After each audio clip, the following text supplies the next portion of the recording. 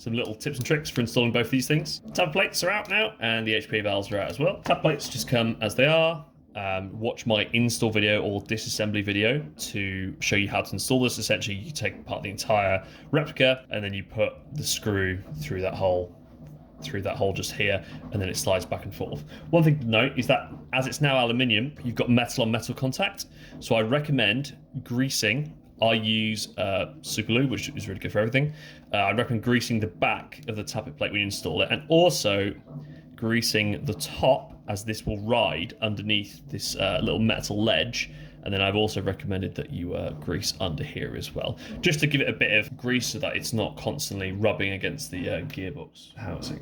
For the HPA tap, you get a lovely steel HPA tap there, and you also get this tiny little print. And I just want to briefly explain what this was for, just in case you couldn't work it out. So essentially, when you get your LevAR, you'll have this valve here, this silver one, and you'll see I've mashed it up quite a bit. Essentially, to remove this, I would recommend using a gas key, which is this metal key. They're a few quid. You put it in, and then you clockwise to remove it. So you'd literally just do clockwise all the way.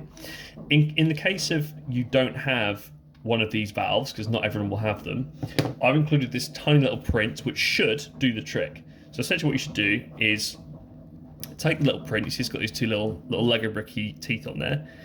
You'll want to insert those teeth into the groove, so press it in like that, and then it's kind of wedged in there with friction, and then it's got a little arrow on the top to say that's the direction you want to turn it, and then you just turn it clockwise, and it should overpower the tension, and then you can screw that out, and then that is your valve assembly out. So keep hold of that in case you want to go back to gas.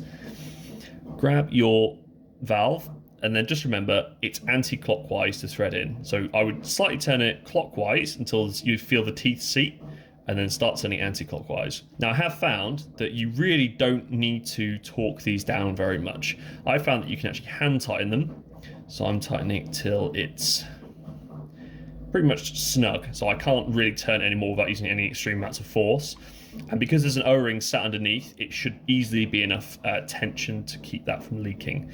And then if you want to uninstall it again, it's just a case of screwing it clockwise, and then it comes out like that. And then if you want gas back, you just whack that in, and then you start threading that in anti-clockwise.